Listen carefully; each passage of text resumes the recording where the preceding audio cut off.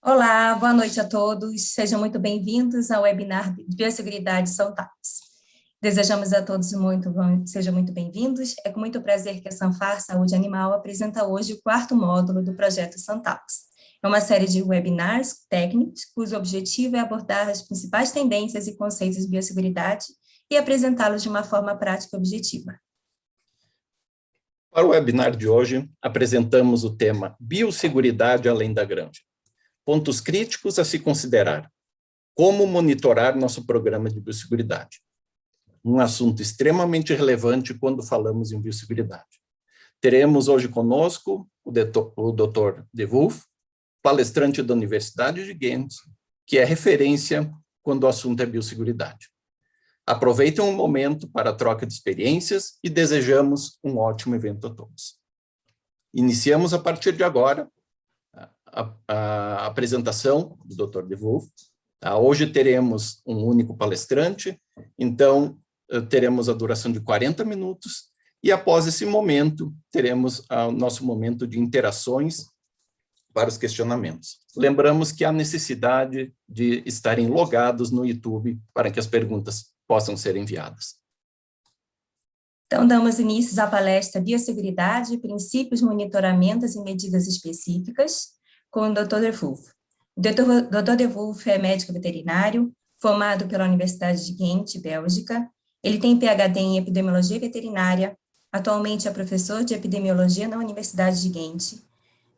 Trabalha com pesquisas voltadas para epidemiologia quantitativas e controle de zoonoses, com ênfase em resistências a antimicrobiano, assim como prevenção de doenças epidêmicas e endêmicas com foco em aplicação e medidas de biosseguridade. Ele é autor e coautor de mais de 300 publicações científicas e do livro Biosseguridade em Produção Animal e Medicina Veterinária. Professor De Wolf, seja muito bem-vindo. Thank you very much, and thank you for inviting me to give this talk. I will share my screen. Hopefully this works. If everything is fine, you should be able to see my screen now. Yes. Okay, so the topic of my talk today is biosecurity, as it fits perfectly in this series of presentations.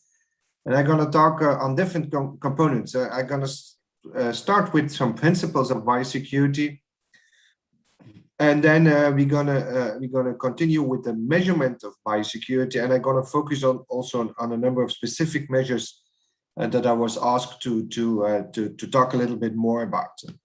But let's get started immediately with some principles. So when we talk about biosecurity, we have generally separated them into 5 different principles.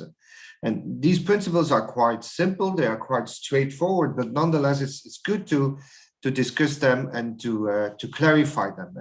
And my first principle is that we always will aim for a separation of infectious and susceptible animals.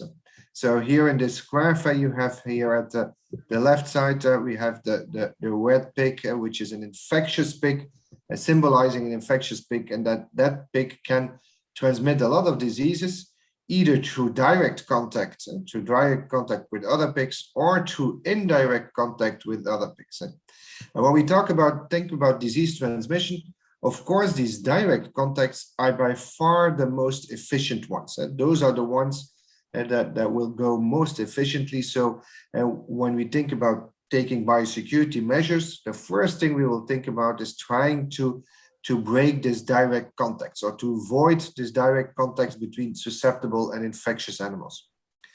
All these indirect contacts are typically less efficient, but on the other hand, they occur very frequently. You have many different transmission routes through trucks, to clothing, to footwear, to other animals on the farm, and they all may be vectors or transmitters of infectious agents, and indirectly they can spread the measures to the pigs. So when we think about biosecurity measures, they will be focused on avoiding these direct contacts or avoiding these indirect contacts.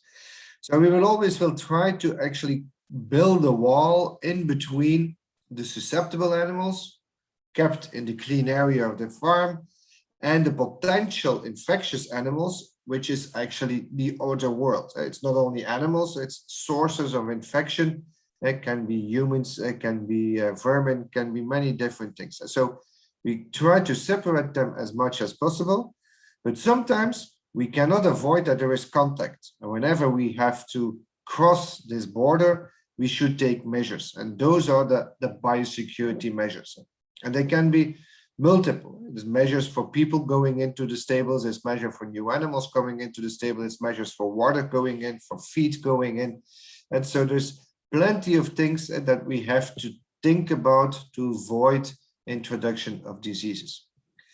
Which measures you have to take or which measures are crucial will largely depend on the specific situation in your specific farm. And so biosecurity measures are typically very farm specific because not or every pig farm or every poultry farm is different from each other. And what is also very important to think about when we look at these measures is that biosecurity actually is an attitude. It's a type of measures you have to take every day. So it's not sufficient to do it once a week or once a month or once a year. No, you have to do them every day. So you have to create this attitude of biosecurity. So biosecurity is a lot of things to be done in the head. And it's also important that you realize that when you want to change the levels of biosecurity or the application of biosecurity measures, you have to realize that you try to change the attitude of the farmer or of the farm workers. And changing an attitude, it takes time. You cannot expect that to work immediately. You cannot expect it to work after one advice. Now you will have to repeat your message over and over again before it really drills in. So changing biosecurity attitudes requires a bit of time and requires a bit of perseverance to convince people. Another principle, my second principle, is linked to this big table. And here in this table, we see a lot of different pig diseases, and we see a lot of different transmission routes: people, semen, manure, domestic animals, rodents, and so on. And you see, whenever there is a cross, it means that it has been described that this transmission route, for instance, here the domestic or feral animals, have been described as a transmission route for all these specific diseases. So you see, they are variable, as some diseases are, different diseases are transmitted through different routes. But if you look here to the columns, you see that some transmission routes are quite important because they can spread a lot of different diseases. And that's something we also will take into our heads and take into account when we characterize and when we classify the different transmission routes and the different measures to be taken. And if you want to know where these tables are coming from, we have written this book on biosecurity, and in this book we have listed all the important diseases and all their different transmission routes. We've done that for pigs, we've done that for poultry, we've done it for cattle, and so you can find a lot of information in this book. So that was to introduce my second principle, and that is that not every biosecurity measure or not every transmission route is equally as important. I've talked about this direct contact, bringing in live animals. That is typically a very high risk. We typically say that a lot of diseases are bought and paid for. When you buy animals, you get the disease on top of it, and you actually even pay for it, which of course you don't want to do.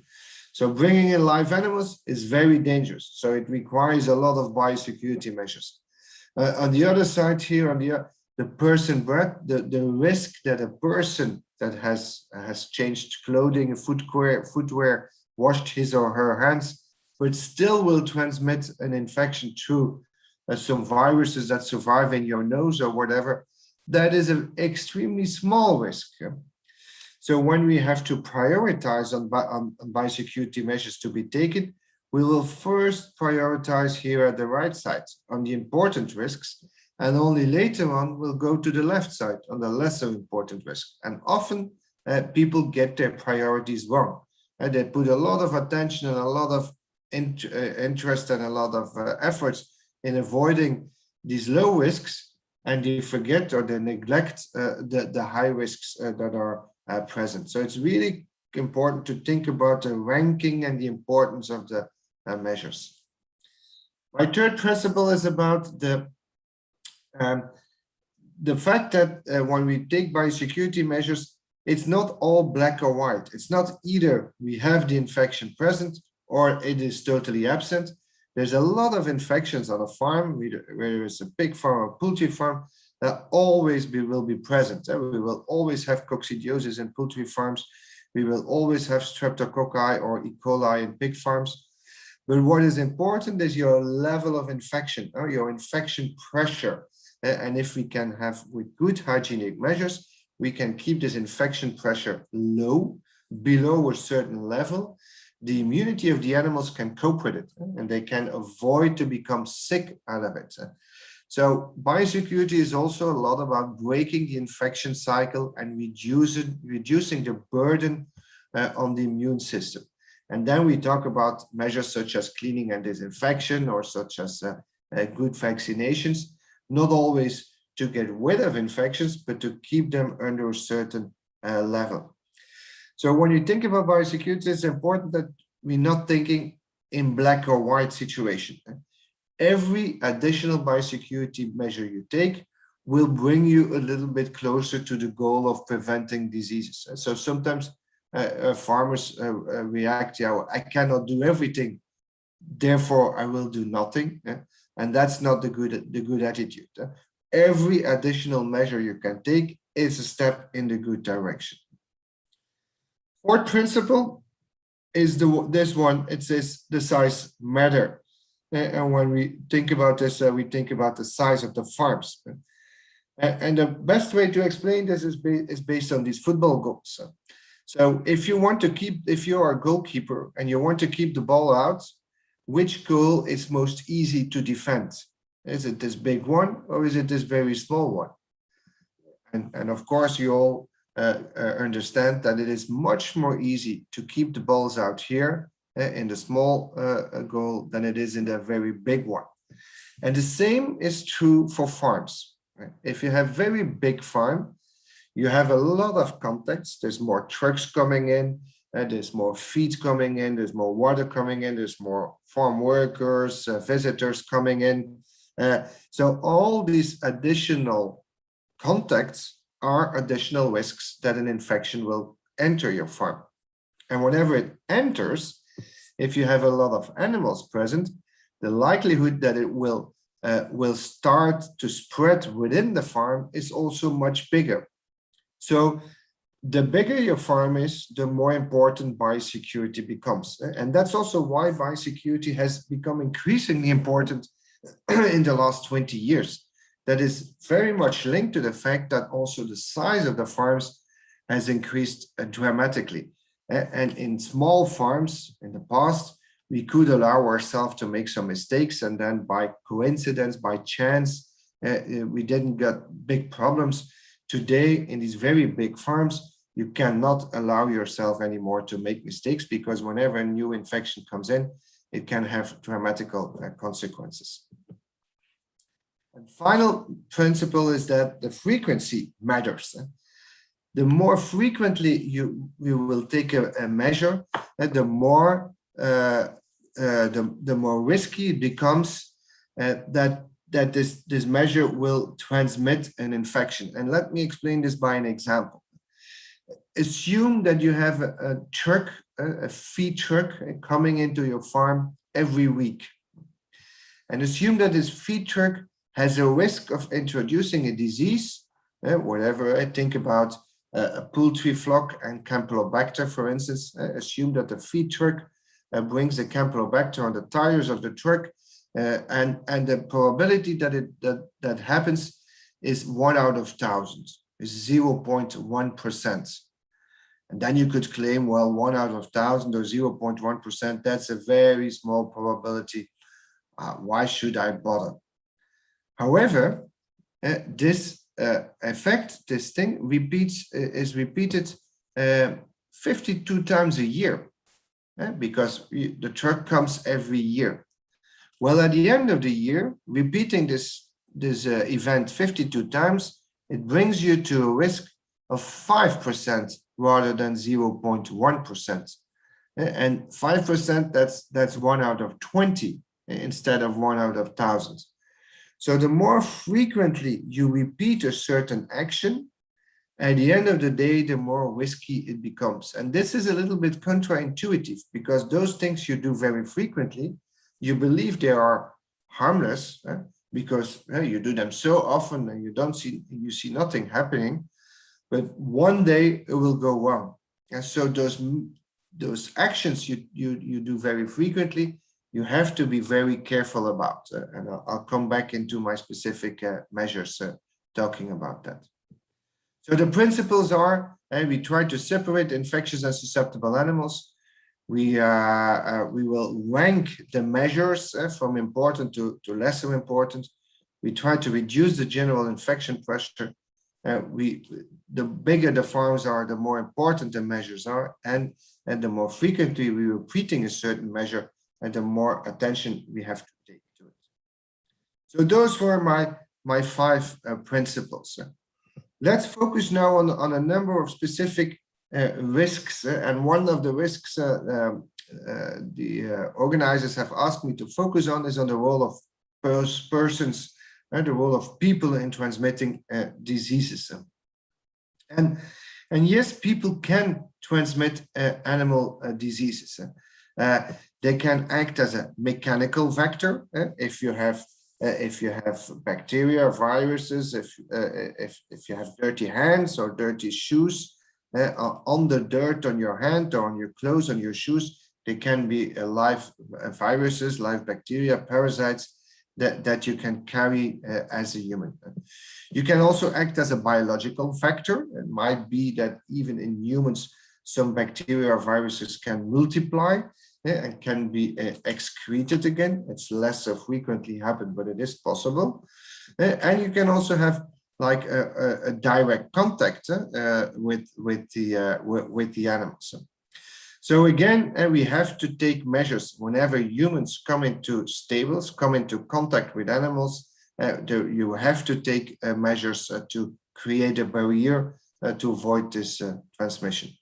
So one of the first thing is that we try to keep persons out the farm as much as possible. Unwanted visitors should stay out, and we do that by enclosing the farm and make sure there is good closed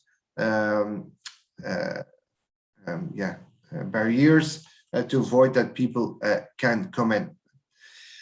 However, as I said before, sometimes visitors, professional visitors, have to come into the farms, and then you should take some precautionary measures. And there's actually 3 golden rules, and I've put them here in red. And if you do those things correctly, and every time correctly, then you have avoided enormous part of the risks. And those are, whenever you come into a stable, you change your clothing, you change your footwear, your shoes, boots, and you wash your hands. And those are the 3 golden rules you should adhere to. Change your clothing, put on a coverall, put on farm-specific boots, and wash your hands. And those are, if you do those 3 things right, you have reduced the risks of introducing an infection on a farm already dramatically.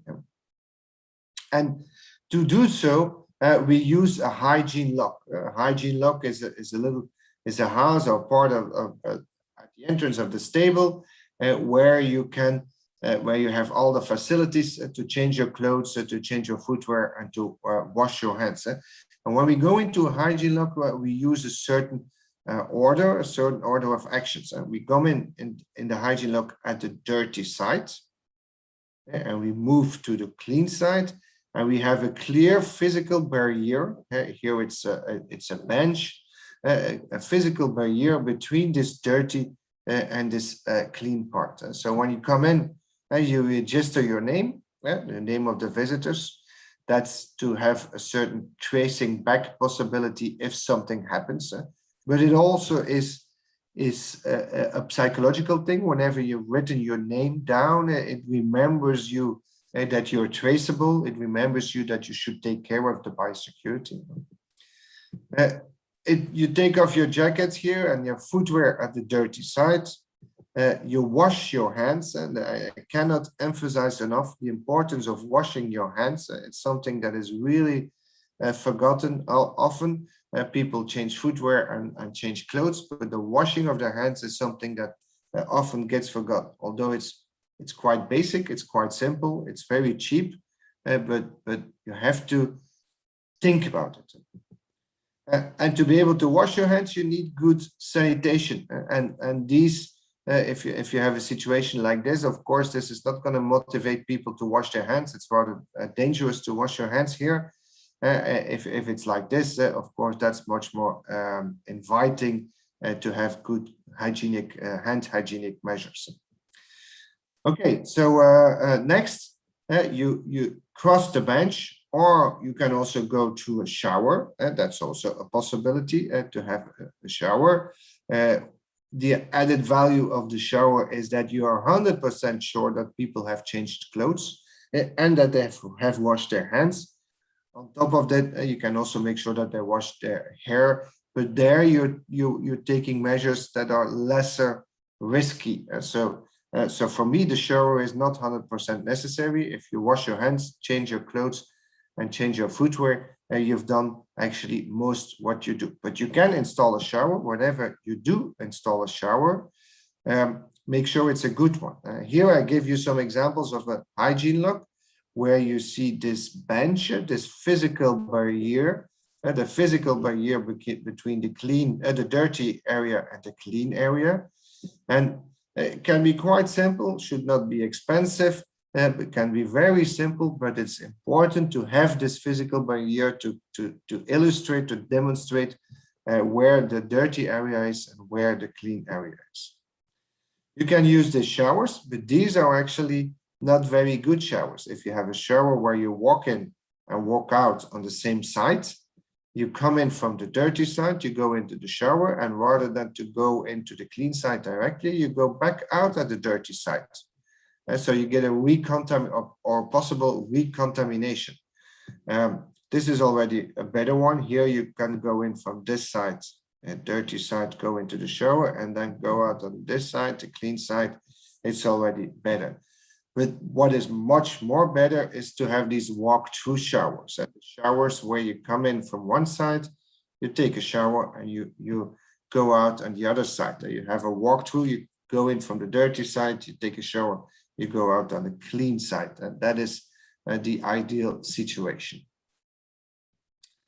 Okay, so next step is that we go to the clean part of my hygiene lock, where I put on a clean overall and I put on farm-specific boots. So it's much better to have farm-specific boots that have been washed and disinfected than to bring your own boots. If you are a visitor, or a vet, or whatever, an advisor going into farm. So don't bring your own boots, use the boots specifically dedicated to that farm. Alternatively, you can use coveralls of the boots, but these are not that good. So the way you can test it after you use them, you can fill them up with water and you will see how much leakage you have. So these boot covers, it's better than nothing, but it's not ideal. Ideal is to have farm-specific boots. And then these boots should be disinfected also before you really go into the stables, even if they are farm specific. Still disinfect the boots. So all visitors should do that, and also all personnel. And sometimes it seems that the measures, the biosecurity measures that you require for visitors are higher than the ones you require for the personnel. Sometimes in some farms, I've noticed that visitors have to go to the shower, but farm workers do not have to go to the shower. Of course, that's not a good way of working. And so everybody should take the same measures, and especially the personnel, people that are frequently repeating going in and out of the farm. They should be even more strict with the measures than these incidental visitors. This is just to illustrate to you what the effect of dirty boots can be. And you see here from the left side, dirty boots, to the right side, cleaned and disinfected boots. And if we take swabs of these boots here on the left side, these dirty boots, and we see a lot of bacterial growth. Also in these boots that are cleaned but not yet disinfected, we still see some bacterial growth. If we go to the total right side here, we see boots that are totally cleaned and disinfected, and we don't find any bacterial growth anymore. And so you really see the differences in effect. And of course, this is what we need, these cleaned and disinfected boots to be able to walk into the stables.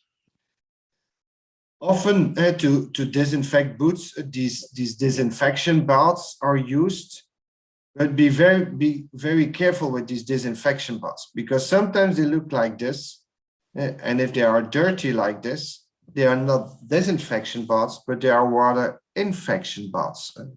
So a good disinfection bath, when it's used, you have to use it correctly, meaning that it should be clean water, that disinfectant fluid should be regularly replaced, and it should be sufficiently warm. And that maybe in Latin America is not so much a problem, but in Europe, in several regions of Europe, it's way too cold. And if it's cold, your active effect of your disinfectant will work slower. So you will need to increase the contact time. But the contact time, typically people in those disinfection baths have a very short contact time. It's only a few seconds that they are in there, whereas sometimes you need actually 2 or 3 minutes of contact time before your disinfectant can get up to the full effect. So I'm quite skeptical about these disinfection baths because I see them very often being used wrongly. So it's much better to use farm-specific footwear that are disinfected after you've used it, and then you can put them in a disinfection bath, not for a few seconds, but for a couple of hours. And then, of course, they will be correctly disinfected. When you bring materials into your farm, you also have to realize be aware of the fact that also these materials can be contaminated, and even there we have some solutions where you can have these systems where you put in a material on one side, it goes through a UV light, and this UV light has a disinfectant activity, and on the other side you can take the materials out of the system and bring them into your farm. A specific word about this downtime. And in my introduction, when I talked about the principles, I said that the likelihood that some bacteria, viruses will survive in the nose of people for multiple hours or even days is very, very low. So this downtime of 24 hours or 48 hours is actually based on very little scientific knowledge behind. The idea that you have to be 48 hours pig-free before you can visit a next pig farm, or 48 hours poultry-free before you can go to the next poultry farm. It's much more a symbolic measure than a truly scientifically based measure. Whenever you do so it will discourage unwanted visitors, but you should not expect an additional benefit of this downtime. As long as you adhere to the biosecurity measures, and I repeat once more, those are change your clothing, change your footwear, wash your hands. If you do those three things very carefully, adding another 48-hour downtime will not really help. And the downtime should certainly not be a substitute for your biosecurity measures, because if you have a 48-hour downtime and then after you come into the farm with dirty clothes, without having even washed your hands or with dirty footwear, the 48 hours is not enough. It should be 6 months.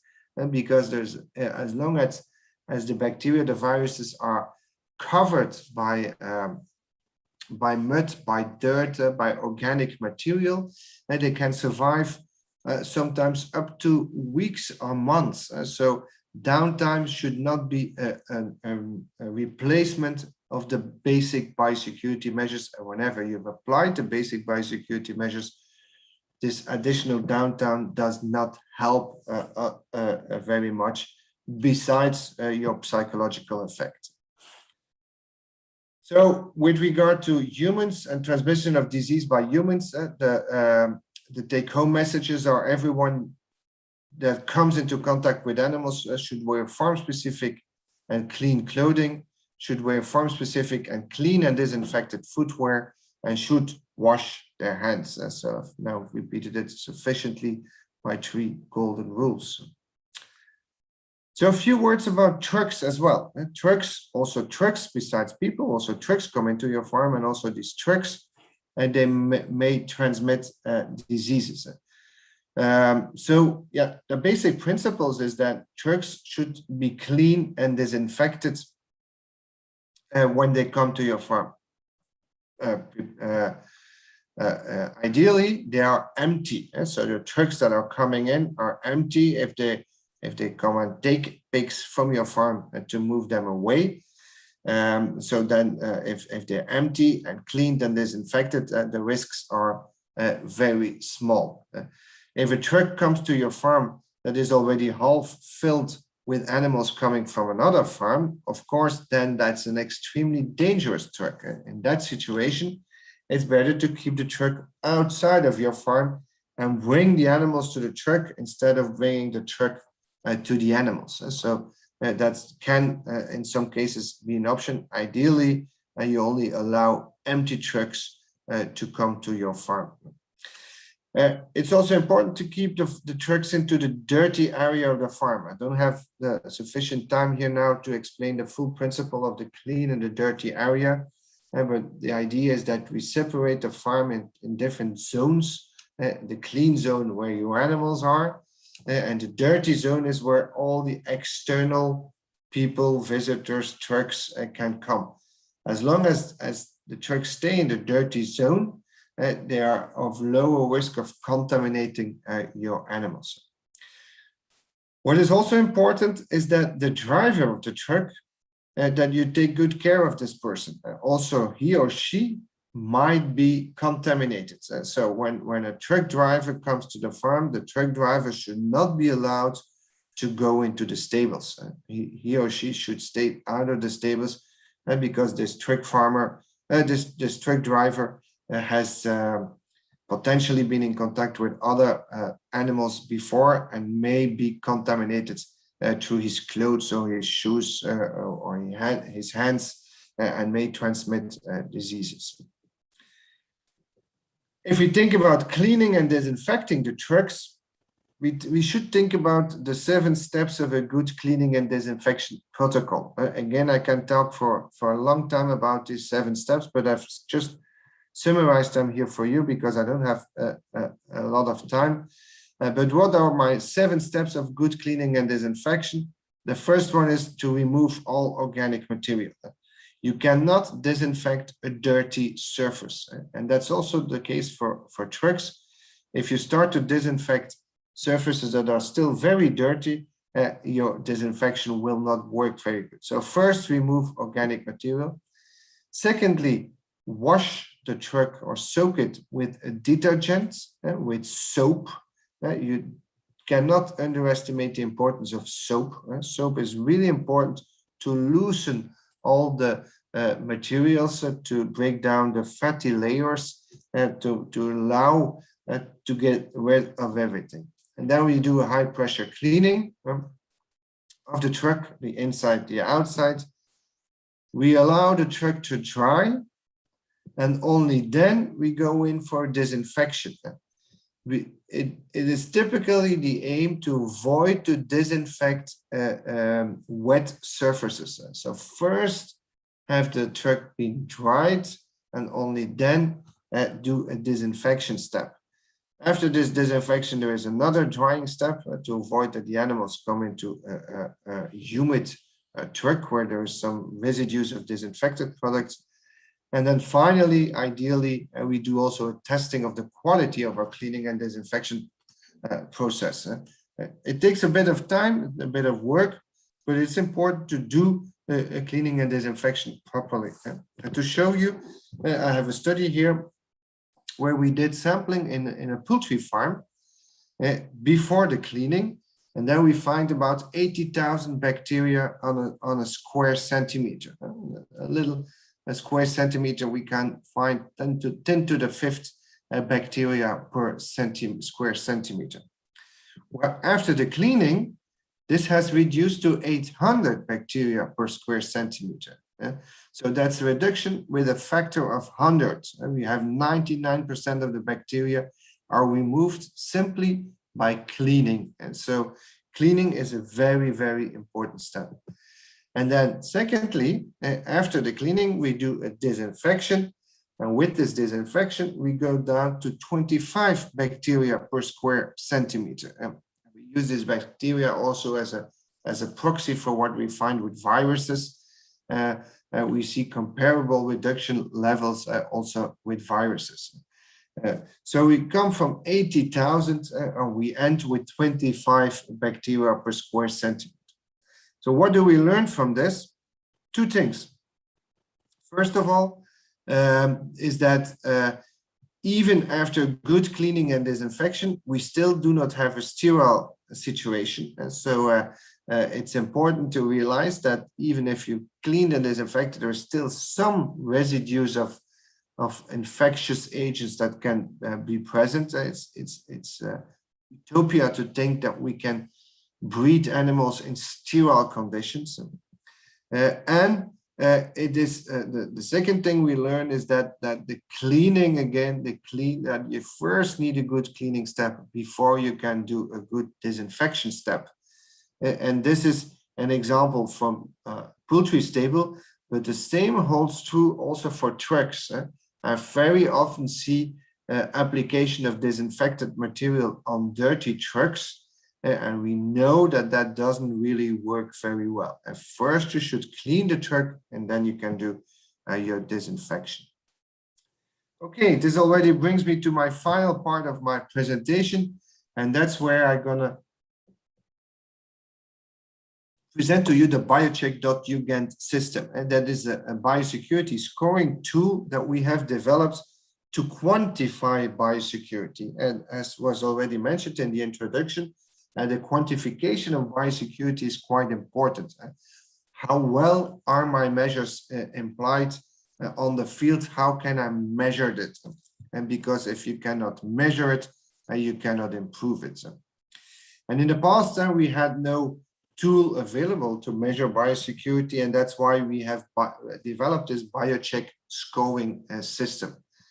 It is available in many different languages, including Spanish, for instance, and for different animal species. We have a biocheck for pigs, we have a biocheck for poultry, and we have different biochecks for dairy cattle, veal calves, and beef cattle. And what is important is that it is totally free for use. And so whoever is interested, you can simply go to this website, biocheck.ugent.be, and you can go to the questionnaires and you can fill in the questionnaires totally without any costs. And so it's absolutely free for use. And it is used also in your regions. We've seen it used in Argentina, in Brazil, in Mexico. So there's many countries also in your regions that have already used this Biocheck system for the different animal species. And at this stage, it is used in more than 70 different countries. And we have over 28,000 data entries. So over 28,000 different farms that have filled in the questionnaire. And this big data set and this very fast growing data set also allows us to evaluate the average biosecurity level in the different countries. So if you have a country where the Biocheck is used quite regularly, and we are able to calculate national averages, national levels of biosecurity, which will allow you to compare the specific situation on one farm with the averages in your country. And that's why the system is so helpful. You do an evaluation of the farm, you get a report, I'll show it in a minute, and then you can compare the scores that you get out of the report between different herds. But you can also compare some scores between different countries if you want to see where your country is in regard to your neighboring countries, maybe. Also, you can use it to evaluate the improvement in the scores over time for specific farms. Or if you have a group of farms within a company, you want to evaluate the quality of the biosecurity in each and every different farm. You can do a biocheck on every farm. It takes you around half an hour work in every farm to do the biocheck. And then you can immediately compare these different production units, these different farms, to see where they are in their level of biosecurity and to see where the weak points are and the points that needs improvement. And to do so, the Biocheck system is unique in the fact that it is a risk-based scoring system. And so every question, it's based on a questionnaire, you fill in the questions, but the answers will get different weights depending on their importance. And remember my introduction from low risk to high risk. And so dependent on the importance, you will get different weights. And those are also based on scientific research. So to determine the importance of these different risks. So to go to the Biocheck, as I said before, you go to our website and there you get these surveys, and these surveys are divided into questions on external biosecurity, everything we do to avoid that pathogens come into a farm. And internal biosecurity, that's everything we do to avoid that pathogens will spread within the farm, from one production unit to the other. We also look at different subcategories. So I'll show it in the report. And per subcategory, we have multiple questions. And whenever you filled it in, you get this report, as you can see it here, a report with your scores going from 0 to 100%. If it's 100%, that's a perfect situation. You've done everything right. You've done everything you had to do in terms of biosecurity. If it's only 40%, it means that you have a lot of things you can improve. And if you have red numbers, it means that you're below your country average. If you have black numbers, it means that specific farm is above the country average. So you see, you're always compared to your country average or to the world average. So to show a little bit further, these different reports gives you information on the external biosecurity, and this is a report for poultry, for broilers, and you get the score on the purchase of the measures you take with regard to the purchase of the one-day-old chicks, with regard to the feed and the water, with regard to the removal of the manure, and so on. All these different components are scored.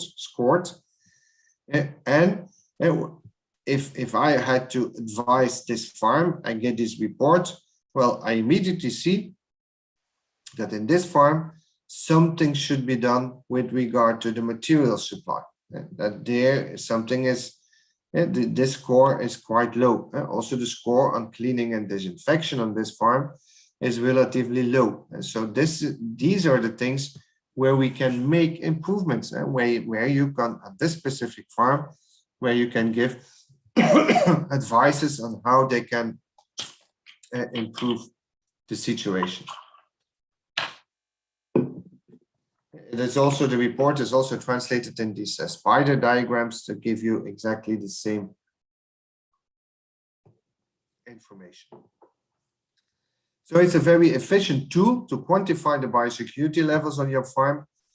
it shows you, it elucidates the strong and the weak points at the farm, and it helps to prioritize for improving and monitoring your biosecurity status. So this Biocheck system is really an advisory tool, a support tool to help to prioritize.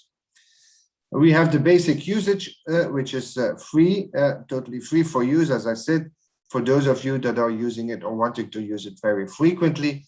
And you can also become an advanced user, and then you have to pay a little fee to use it. But in that situation, you can make groups, you get advanced reports, advisory reports that are created for you automatically based on the specific farm situation. And you can compare your farms with other farms within your company, for instance. You can also get a trajectory on improvements.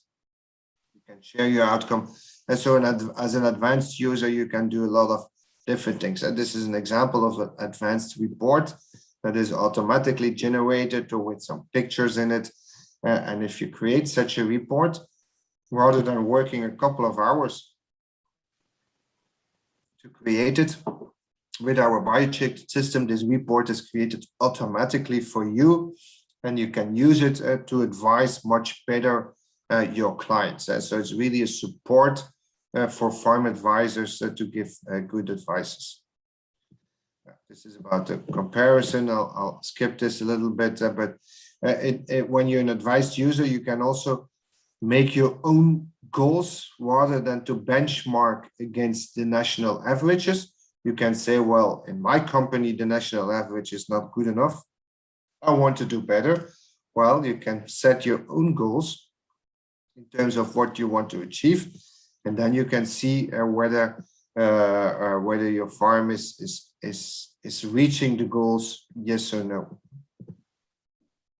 This is an evaluation over time of the scores, this trajectory analysis to show you that a farm is improving on or not improving on biosecurity. So how do we use this Biocheck? Typically, we're going to make an appointment with the farm. We do a farm visit. We go through the survey. Often we even do this on paper, and later on we fill it in on the computer at the office. And based on this, we generate a report. We generate an advice based on the filling in of the questionnaires, the outcome, the report we get. We can generate an advice. You can go back to the farm and you can come with really very farm-specific advices, really trying to work on the most important measures first. And then you can do follow-up visits to see how the farm is improving. Finally, to help you to learn more about biosecurity, we also have e-learning modules. If you go to our website, if you become an advanced user, you have directly access to our already 7 different e-learning modules on specific components of biosecurity. You can also access them through our website. And we also have a YouTube channel with different videos explaining you some components of biosecurity in a very short and very easy understandable message. With this, I want to thank you for your attention. I think I've talked a little bit longer than what was foreseen, but I hope it fulfilled your expectations. And if you have any questions, feel free to ask them. Thank you very much.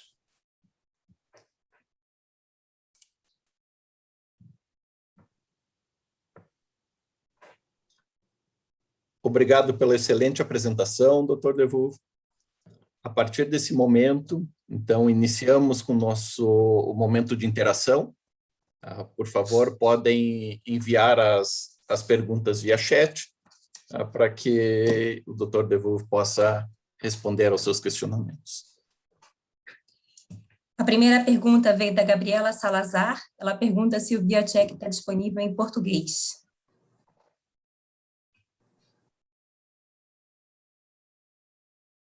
Unfortunately, well, I will check immediately, but I don't think we have the Portuguese version yet. I'm checking here. at the spot. No, we don't know. We have it in Spanish, I knew that, but we don't have it yet in Portuguese. So yeah, we're always looking for partners that are willing to help in translating the questions. So whenever somebody feels attracted to that idea, feel free, because we want to expand our language availabilities.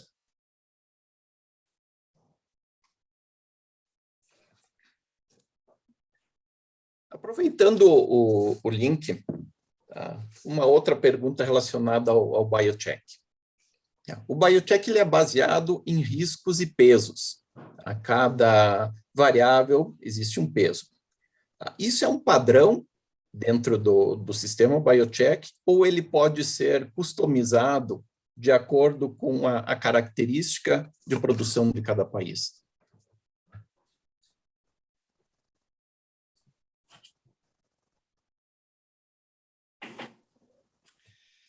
No, so you cannot customize the scores that are attributed to the risks. So these scores are fixed, but we are working on further developments of the Biocheck system, where we're gonna make the weights and the risks context dependent, and meaning that in specific situations or linked to the intensity of the production area, linked on the presence of wildlife, linked to the size of the farm, for instance, that we can make or we can adapt the weights that are used in the system. But currently, the weights are fixed.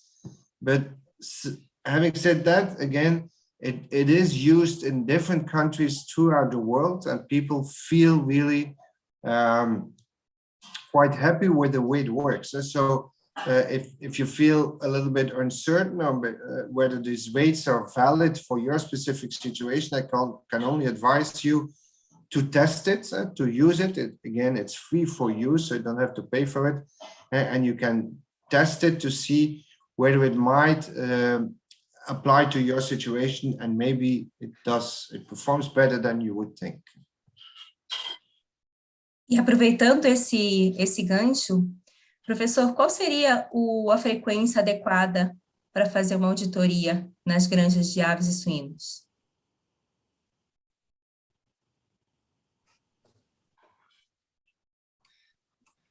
Yeah, it's a good question.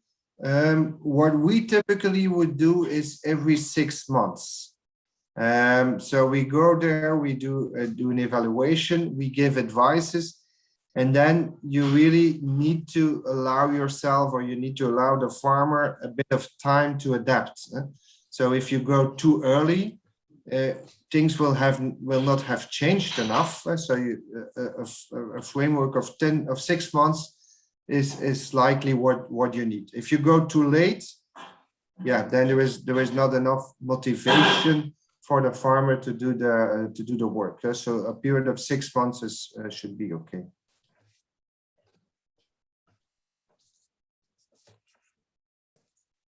Ok, temos aqui mais uma pergunta. Foi falado em testar a eficácia de um programa de desinfecção. Como nós podemos fazer para testar essa eficácia do nosso processo de desinfecção?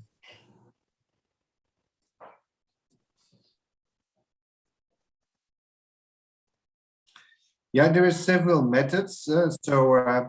Typically, or the basic method is what we do with the contact plates. So it's these petri dishes that are pressed against the surface, and then they are grown in a simple bacterial growth system.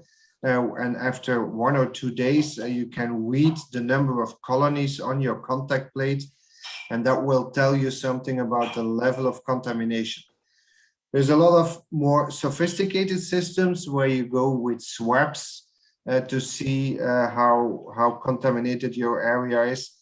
We are also investigating the use of ATP metry systems.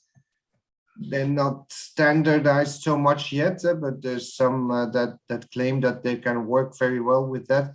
So at this stage, I use mainly these contact plates to see. Important is when you do the contact plating that you select the right places to see whether your disinfection was done right. And so go for those places where there are little cracks or under the drinkers or behind the feeding troughs, the places that are a bit more difficult to reach, because also there you want to have a good and an effective cleaning and disinfection. Considerando os riscos de baixo ou alto risco de acordo com a fonte de contaminação, como saber qual a falha de biosseguridade está envolvida com o desafio sanitário presente na granja?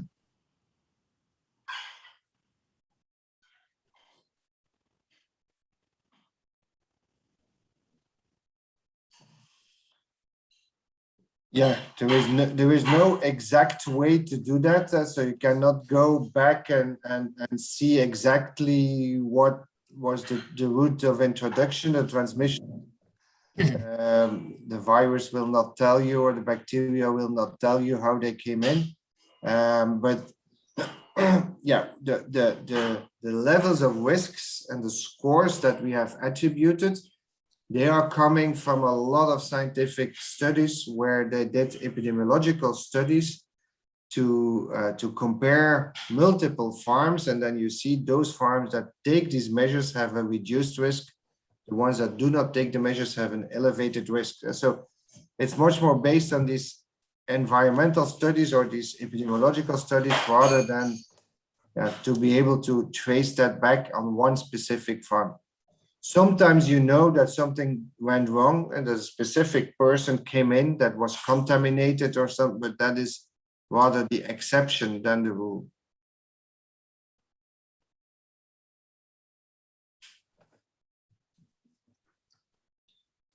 Professor, o controle de vetores, ele é importante dentro de um sistema, de um programa de biosseguridade.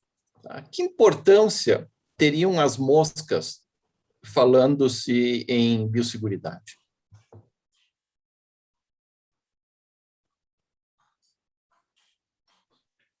Yeah, flies may also transmit several diseases. When especially if they are biting mosquitoes, that they bite the animals to drink blood. In that process, they can transmit a lot of infections. So they are important, especially if there's other farms in the close neighborhoods.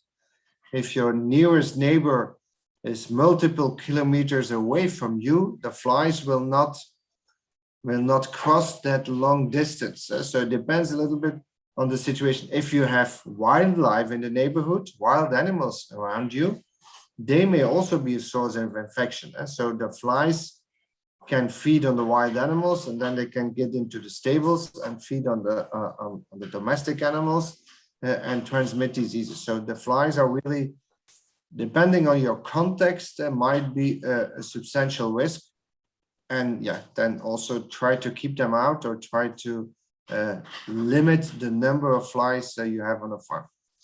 Besides the disease transmission, flies are also just annoying for the animals. They can also become a welfare issue for the animals.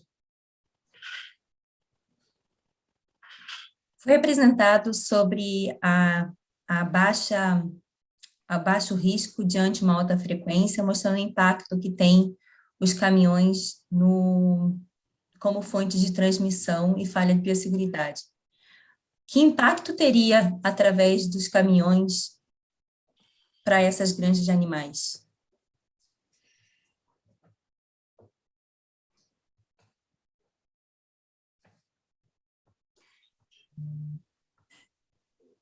Se houver uma falha na biosseguridade desses veículos.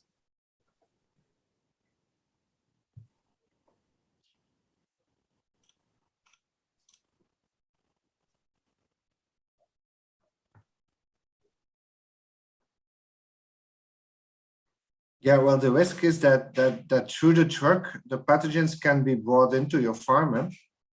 And so, yeah, if you do not properly clean and disinfect it, the pathogens can come into the farm through the truck.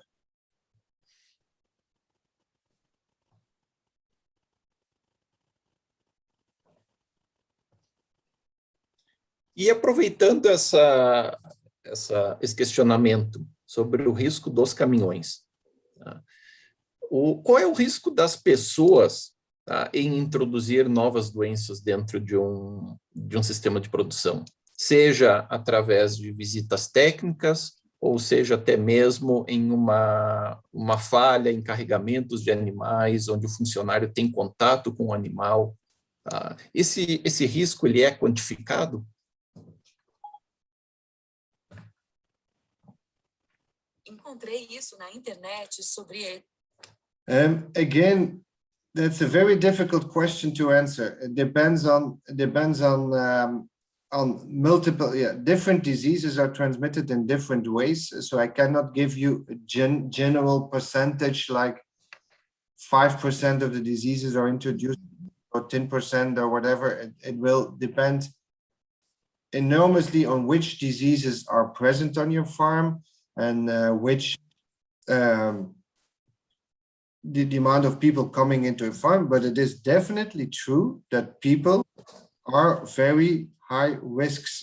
So they can bring a lot of diseases, and it's not the person as such, but it is the person who is carrying a lot of organic material. And in this organic material, there might be viruses, parasites, bacteria that are brought into your farm. So it is beyond discussion that people really can bring in a lot of pathogens. I cannot put an exact number on it, but I did explain you all the measures you should take to prevent the people bringing in these infections in your farm.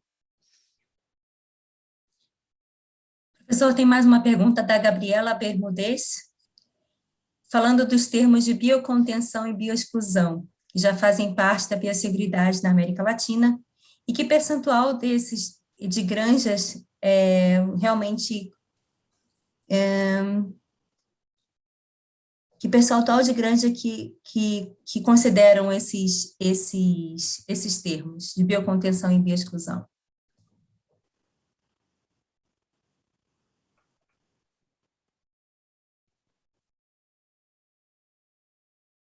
I do not really understand the question. Perdão, para falar sobre os termos de biocontenção e bioexclusão.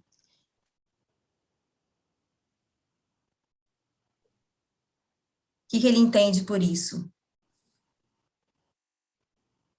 Okay, yeah, well, I don't use those terms very frequently. I use external and internal biosecurity, which is much more easy to understand. Biocontainment is to avoid that pathogens come into your farm, and bioexclusion is to avoid that they go out of your farm. But both are actually included in the idea of external biosecurity. And external biosecurity, you can think about, you have a farm and you build a shield around it. So you build a shield around the farm to avoid that anything comes in or anything goes out. That is what we want to do with external biosecurity.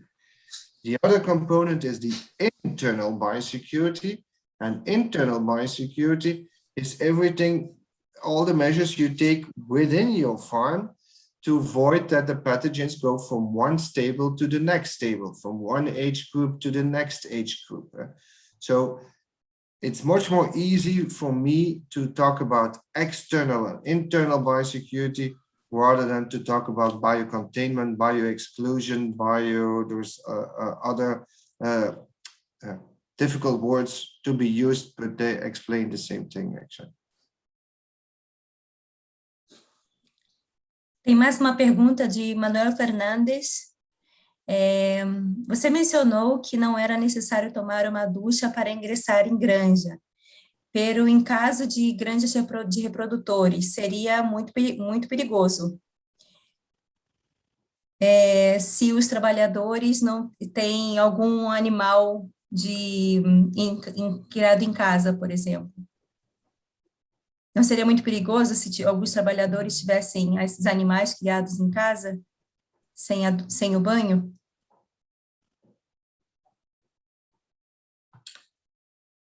Well, no, if they take all the measures, saying they change their clothes, they wash their hands, and they change their footwear, then you have limited almost all the risks. I'm not against showering. If you have a good installation, there is nothing wrong with asking everybody to take the shower, as long as you are 100% sure that they do it.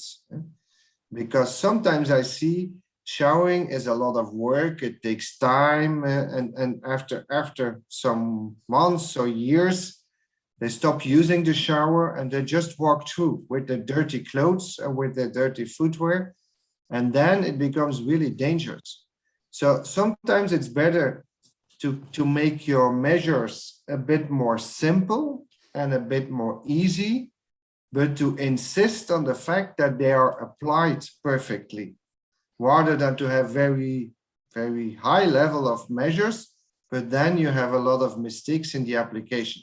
But if you're sure that the shower is applied very well, and you have a walk-through shower, then it's a good idea, and just keep on doing it. So I do not advise you to stop using the shower.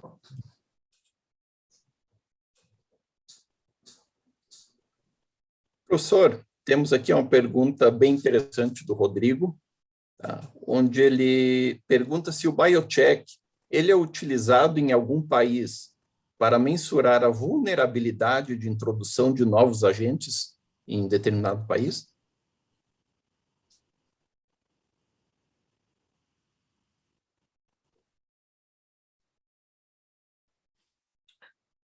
Well, it's not evaluating the biosecurity at country level. It's evaluating the biosecurity at farm level. So it's not really giving you a country effect, but of course, if we have a good evaluation of the biosecurity at farm level for many farms within the country, the average scores that you obtain will also tell you something about the vulnerability at the country level. In Europe, we have several countries that are using the Biocheck systematically. Every farm has to fill it in at least once a year. And so in those countries, Ireland, Finland, Belgium, Italy, we have a lot of data about the level of biosecurity. And based on this, we really have also a lot of data on the vulnerability of the whole country, of the whole sector in the country. So it can be used also for that way, but then you need to have a lot of farms that have filled in the system.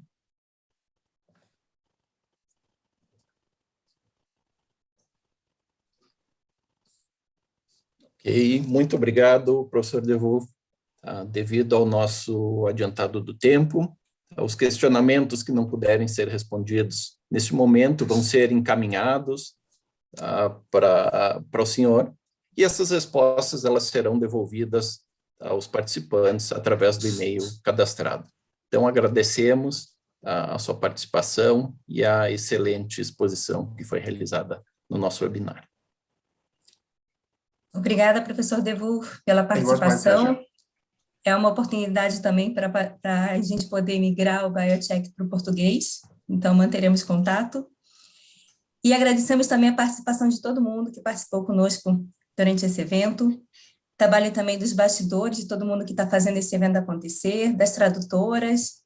Então, agradecer a todo mundo, e a gente dá por encerrada nesse momento o módulo 4, e a gente se encontra dia 17 de novembro, no mesmo horário, com o quinto e último módulo dessa série de webinar do SanTalks, de Biossegurидade. Dia 17 de novembro, nós vamos falar sobre o tema O que temos de novas oportunidades em biosseguridade. Sigam as nossas redes sociais, sigam as redes sociais da Sanfar, para ficar por dentro de novas atividades, das novidades, perdão, e a gente espera por vocês e até a próxima. Olá, obrigada. Até a próxima. Obrigado a todos e até